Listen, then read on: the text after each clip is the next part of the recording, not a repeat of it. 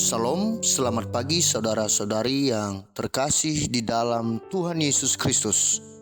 Selamat bergabung kembali di dalam renungan pagi hari ini. Sebelum kita membaca dan merenungkan firman Tuhan, marilah kita mempersiapkan hati dan pikiran kita dan memohon tuntunan Roh Kudus. Mari kita berdoa. Bapa yang di surga, kami bersyukur buat penyertaan-Mu sepanjang malam ini, sehingga kami boleh bangun dari tempat tidur kami.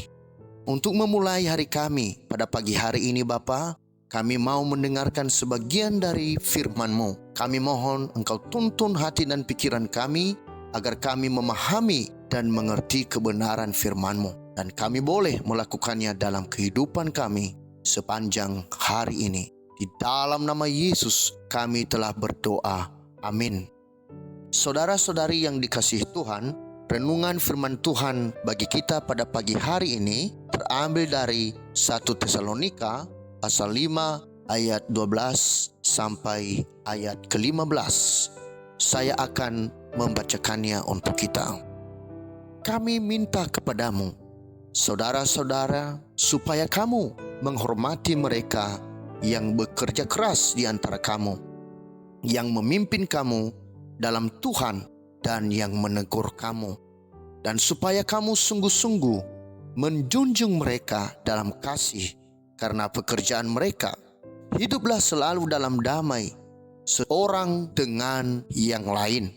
Kami juga menasihati kamu, saudara-saudara, tegurlah mereka yang hidup dengan tidak tertib, hiburlah mereka yang tawar hati, belalah mereka yang lemah, sabarlah terhadap semua orang. Perhatikanlah supaya jangan ada orang yang membalas jahat dengan jahat, tetapi usahakanlah senantiasa yang baik terhadap kamu masing-masing dan terhadap semua orang. Saudara-saudari yang terkasih di dalam nama Yesus Kristus, judul renungan kita pada pagi hari ini yaitu jadilah solusi bagi orang lain. Saudara-saudari yang dikasihi Tuhan, di sekitar kita banyak orang yang membutuhkan pertolongan kita, terlebih yang memberikan tenaganya untuk memenuhi kebutuhan orang lain, atau yang bergerak di bidang sosial, baik itu di panti asuhan, panti jompo, dan lain-lain. Namun ada kalanya mereka mengalami kekurangan. Sebagai orang Kristen yang meneladani hukum Kristus, kita bisa menjadi solusi bagi mereka. Kita bisa turut membantu melalui materi atau tenaga atau keahlian kita atau bahkan buah pikiran. Selanjutnya, di sekitar kita juga kebanyakan orang yang tidak tertib hidupnya, hidup sewenang-wenang tanpa memperhatikan kerugian orang lain. Menghadapi kedua masalah di atas, Paulus mengingatkan jemaat yang ada di Tesalonika agar memberikan hidup mereka menjadi pelaku kasih dan menegur mereka yang tidak mematuhi aturan yang benar, namun dengan cara damai dan tidak membalas yang jahat. Saudara-saudari yang dikasihi Tuhan, sering kita diperhadapkan masalah ini setiap saat.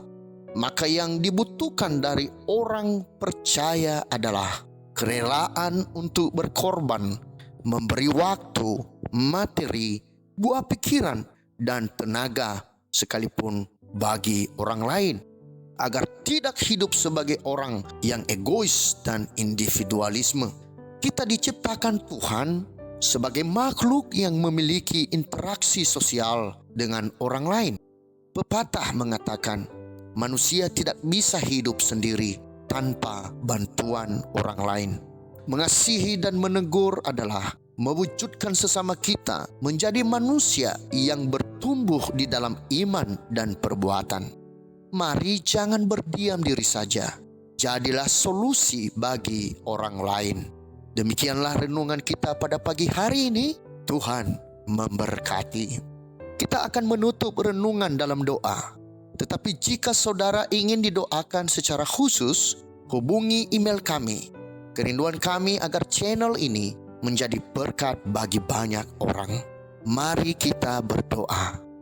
Bapa yang di surga, Kami bersyukur atas firman-Mu pada pagi hari ini. Engkau mengingatkan kami agar kami menjadi solusi bagi orang lain, baik dalam bentuk materi, tenaga, pikiran, dan lain-lain. Mampukan kami menjadi berkat bagi orang lain, sehingga orang lain bersukacita karena kehadiran kami. Terima kasih Bapa. Pada saat ini juga kami berdoa buat seluruh umat Tuhan yang mengalami pergumulan hidup yang berat, yang mengalami sakit penyakit, bahkan yang kekurangan kebutuhan. Bapa di surga, mampukan mereka melewati hari ini.